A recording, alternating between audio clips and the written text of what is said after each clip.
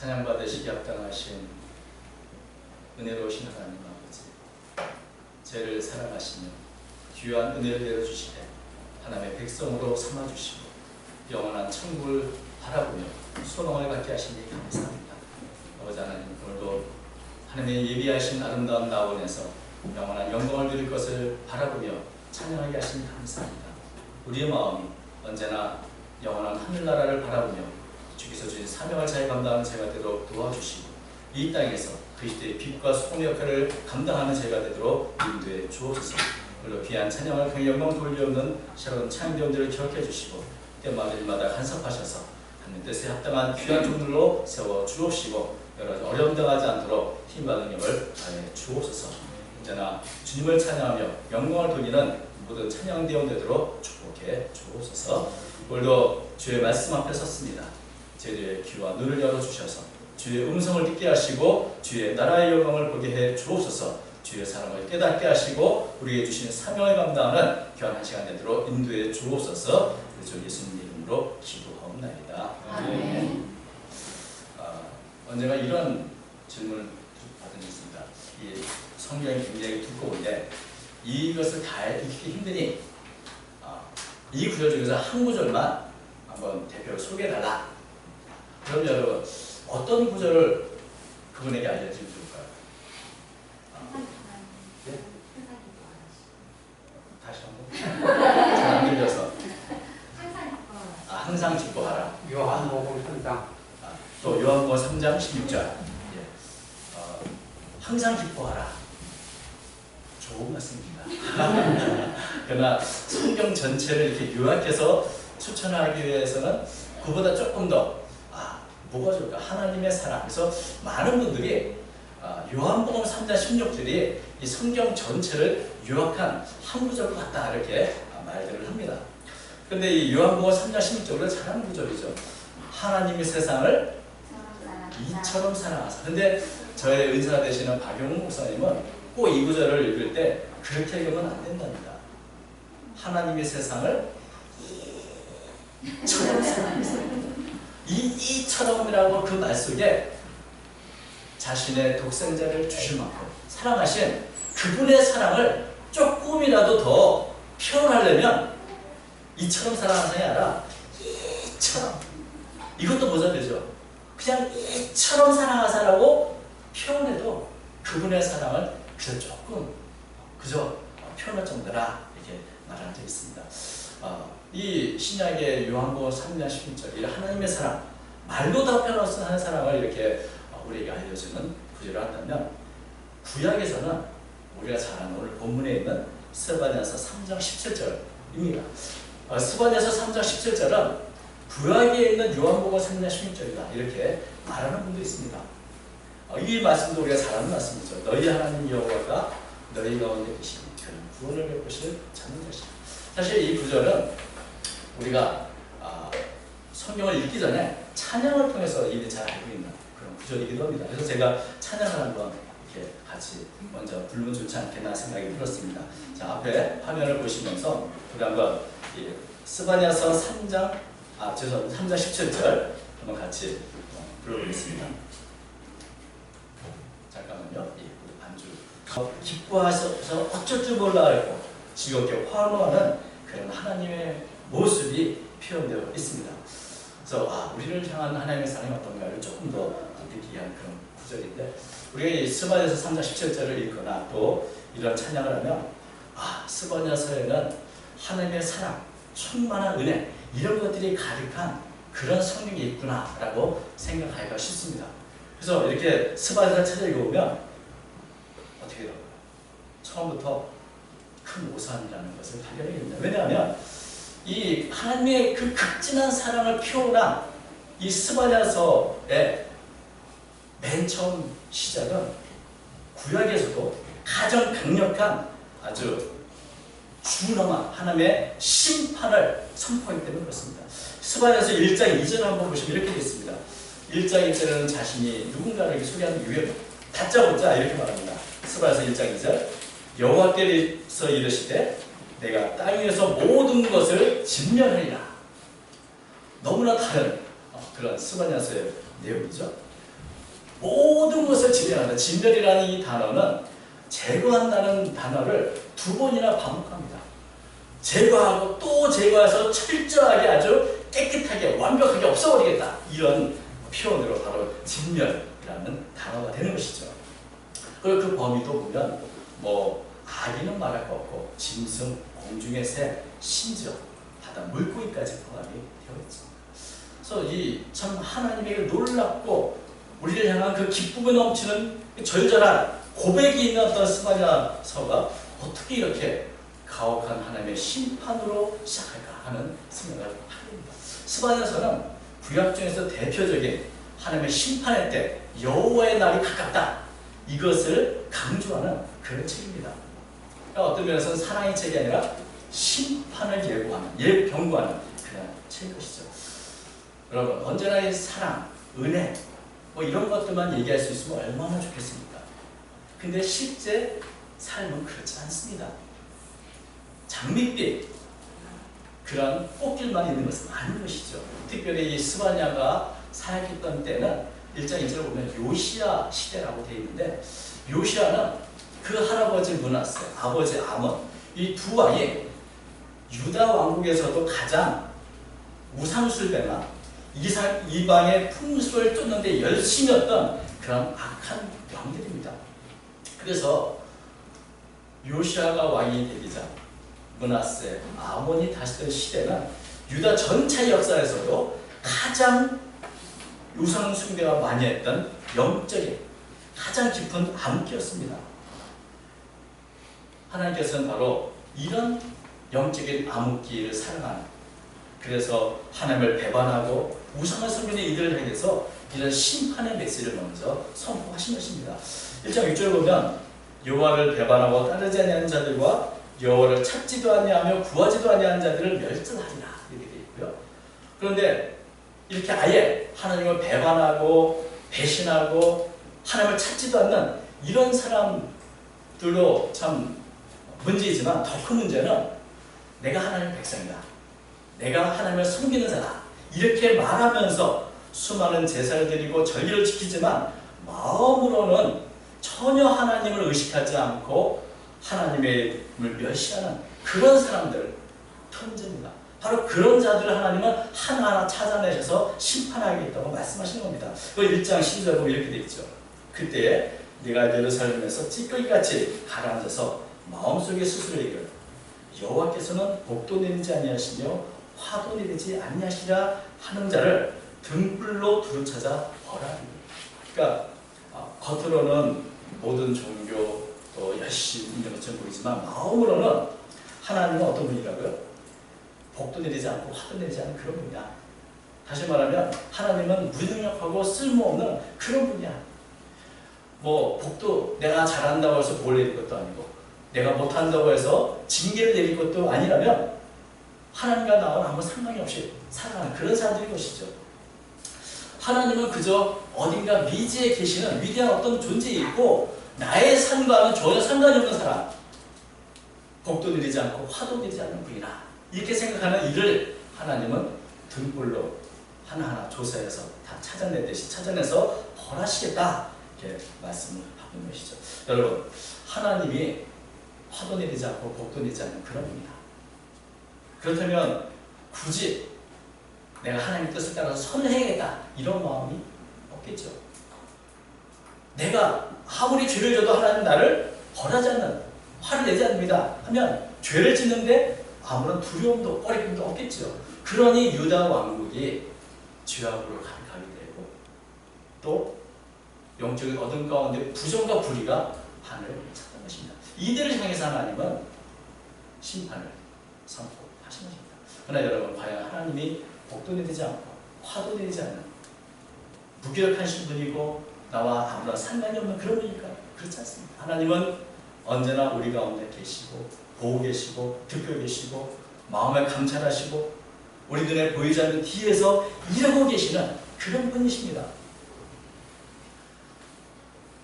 언제나 이 눈에 보이는 것보다 더 중요한 것은 이렇게 마음 안에 생각들, 근본적인 문제는 바로 여기 있는 것이죠. 사실 우리의 어떤 삶을 어떤 결정짓는 가장 중요한 것은 눈에 보이는데 있는 것이 아니고 어떤 면에서는 근본적 우리의 문제의 하나는 바로 영적인 면, 눈에 보이지 않는 영역에서 일어나는 겁니다. 유다 왕국의 문제는 외부적인 문제도 많지만 그보다는 이 영적인 문제가 가장 심각했습니다. 요시아는 이런 시대 이제 유다 왕국의 회복을 위해서 영적을 회복을 위해서 유난히 참 아주 수많은 개혁을 단행했던 그런 왕이었습니다.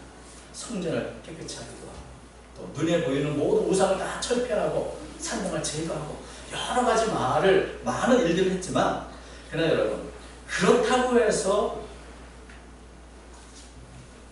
영적인 문제가 해결된 것은 아니었습니다. 영적으로 회복하기 위해서는 겉으로 보이는 제도나 우상이 아니라 내 마음, 모든 사람 마음을 변화시키는 것이 가장 중요한 것이죠. 마음을 변화시켜야 하는데 그저 눈에 보이는 어떤 개혁 또 눈에 보이는 어떤 문제 이런 것들 해결한다고 되는 것이 아니라 한 사람 한 사람 마음속에 있는 근본적인 문제, 죄의 문제, 그 속에 있는 근본적인 변화를 일으켜야 하는 것이죠. 그런데 이것은 사람의 힘으로 할 수 있는 것이 아닙니다. 이것은 오직 하나님만이 할 수 있는 것이죠. 그런 면에서 스바냐는 근본적인 개혁, 바로 이것은 심판의 모습으로, 연단의 모습으로 우리에게 올 것을 예고한 것입니다. 어떤 면에서 심판은 뿌리부터 근본적으로 바꾸시려 하는 하나님의 방법입니다. 심판을 통해서 모든 악인들은 제거되고 그리고 모든 죄인들은 자신의 죄값을 받으며 백성들이 정결해지고 겸손해지고 새롭게 되는 것입니다. 그래서 스바냐가 경고했던 이 하나님의 심판의 날이 여호와의 날은 한편으로는 무서운 징계의 날이지만 또 한편으로는 하나의 백성이 새로워지는 계기가 되는 그런 은혜의 날이 되기도 하는 것입니다. 심판과 연단이 끝나면 이제 남은 백성들은 자신의 연약함을 깨닫고 전적으로 하나님만을 의지하고 신뢰하는 믿음의 사람으로 남겨질 것입니다. 그리고 하나님은 바로 이런 일을 통해서 하나님의 나라를 이루어 가보십니다.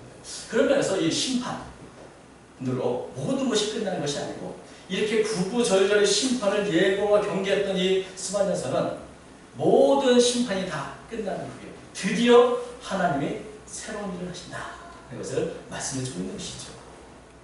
세상에서는 심판을 당했다, 연단을 받는다면 다 끝났다, 이제는 다시 재개할 수 없을 거다 이렇게 생각할지 모르지만 하나님은 모든 것이 다 끝났다고 하는 그 시점에서 하나님의 남겨놓은 하나님의 사람들을 통해서 일을 새롭게 시작하시는 겁니다. 모든 것이 끝났다는 그 자리에서 하나님은 더 귀하고 더 복된 모습으로 더 회복시켜 주시는 것입니다. 거기에 우리 하나님의 백성의 소망이 있는 것이죠. 스바냐 시대 이제 하나님의 심판으로 예루살렘 성도 무너지고 성전도 파괴될 것입니다. 수많은 백성들이 포로로 끌려가게 될 것입니다. 절망과 같은 상황이고 힘든 상황이지만 그러나 바로 그때가 하나님 일하시는 때가 되어진 것입니다. 그래서 이렇게 모든 것이 끝나고 모든 것이 다 없었다, 이제는 절망밖에 없다고 남은 그때 스바냐는 갑자기 우리에게 노래할 것을 제거하는 것이죠. 그게 바로 14절 말씀입니다. 지금 모든 심판이 끝나고 이제 남은 자들을 통해서 하나님이 일하실 것, 그것을 바라보라는 그러한 소망과 기쁨의 메시지를 전하는 것입니다. 그래서 3장 13절까지 예고했던 이 말씀이 14절에서는 오늘 읽은 본문처럼 이렇게 말합니다. 시온에 따라 노래할지어다, 이스라엘아 기쁘게 부를지어다, 예루살렘에 따라 전심으로 기뻐하며 즐거워하자. 세 번이나 반복해서 기뻐하고 즐거워하고 노래하라고 말합니다. 시온의 딸, 예루살렘 딸, 이스라엘이 불러야 할 노래는 어떤 노래일까요? 여러분, 모든 노래에는 그 가사가 있죠. 가사는 사실 모든 노래에는 이야기가 담겨 있습니다. 노래를 부르는 것은 하나의 메시지, 하나의 이야기를 부르는 것이죠. 하나님께서 부르게 하는 이 노래가 어떤 노래인가? 바로 그것이 그 다음에 나오는 구절입니다. 하나님이 행하신 또 앞으로 하실 일들, 이런 이야기들이 노래로 담겨서 승리의 노래고 소망의 노래가 불러지게 되는 것입니다. 15절 계속해 보면 이 내용이 나옵니다. 여호와가 내 흉보를 제거하였고 내 원수를 쫓아냈으며 이스라엘 왕 여호와가 내 가운데 계시니 내가 다시는 화를 당할까 두려워하지 아니할 것이다. 하나님께서 하시는 이스라엘을 완전히 회복시키셔서 구원하셔서 이제 모든 죄의 흉보는 다 제거되고 심판의 원인이던 원수들도 다 쫓아내고 이제는 이스라엘의 온전한 축복이 회복되고 하나님 이스라엘 왕으로서 통치하며 가실 것이기 때문에 그것을 바라보며 노래할 것을 말씀하고 있는 것입니다. 스바냐서에 계속 보면 그때 그날에 이런 미래의 어떤 시점이 계속해서 반복돼서 예고되는 것을 보게 됩니다. 우리가 오늘 읽었던 19절과 20절에도 그때에 내가 너를 결정한 자를 다 보라 이렇게 나오죠. 또 20절에도 내가 그때에 너희를 끌고 그때에 너희를 모으자. 이 그때라는 단어가 참 많이 나오는데 이 스바냐가 앞으로 임한 그 그때가 언제일까요?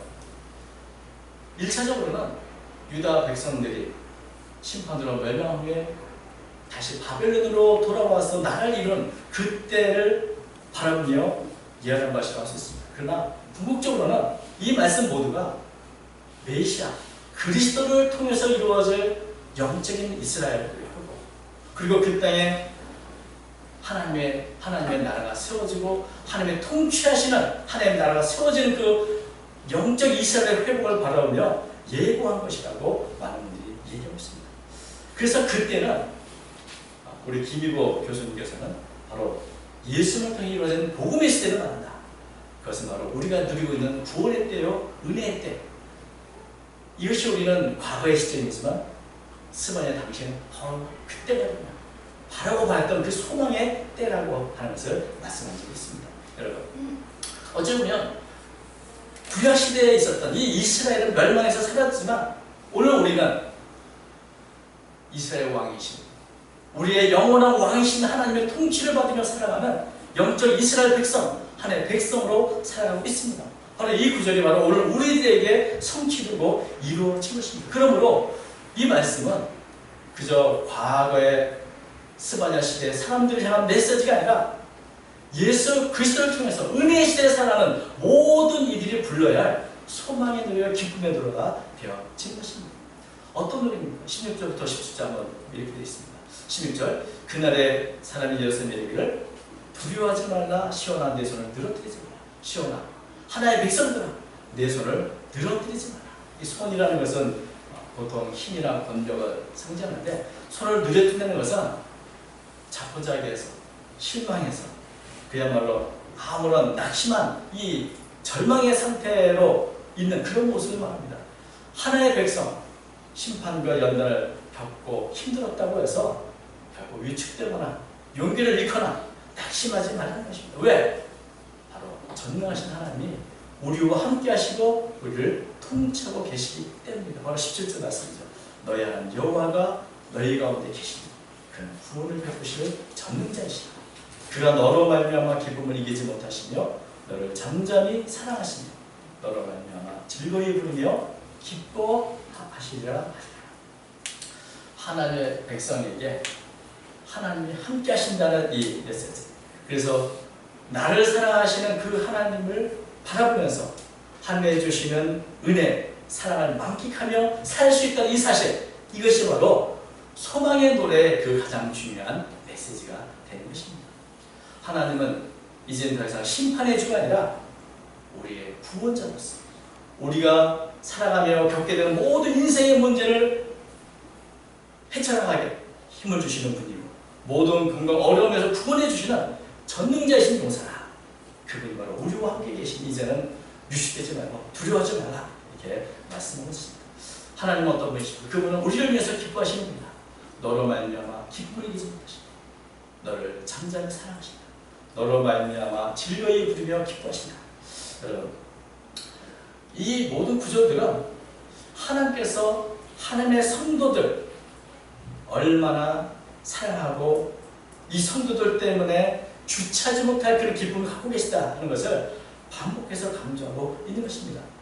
예전에는 심판의 대상이요 진노의 대상이었던 사람들이 이제는 완전히 용서받고 거룩하게 되고 하나님의 백성이 되어서 하나님의 사랑과 기쁨의 대상이 되었다. 이것을 우리에게 말해주는 것입니다.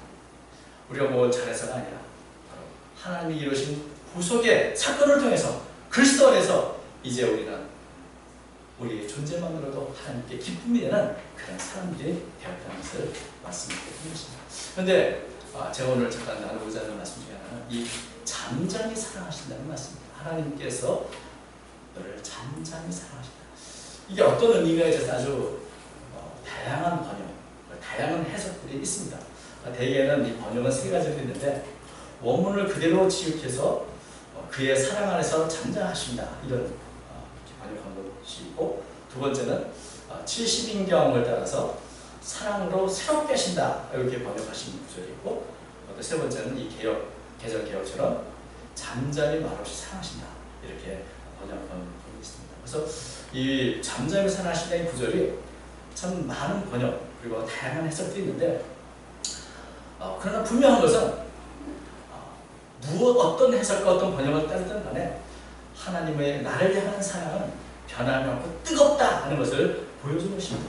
하나님의 사랑의 표현은 때로는 잠잠한 모습, 또 때로는 환호하며 소리치는 모습으로 나타날 수 있습니다. 사랑의 표현은 한 가지가 아니고 다양한 모습으로 나타나게 되는 것이죠. 중요한 것은 우리를 향한 하나님의 사랑은 어떤 방식으로, 어떤 면에서는 우리가 다 알 수 없고 하나님이 얼마나 우리를 사랑하시지 다 표현할 수 없지만, 그러나 정말 이처럼 우리를 사랑하신다고 말씀하는 것입니다. 다 표현할 수 없지만 우리를 향한 넘치는 사랑으로 넘치는 기쁨을 갖고 계신 하나님, 이것을 우리에게 말해주는 것이죠.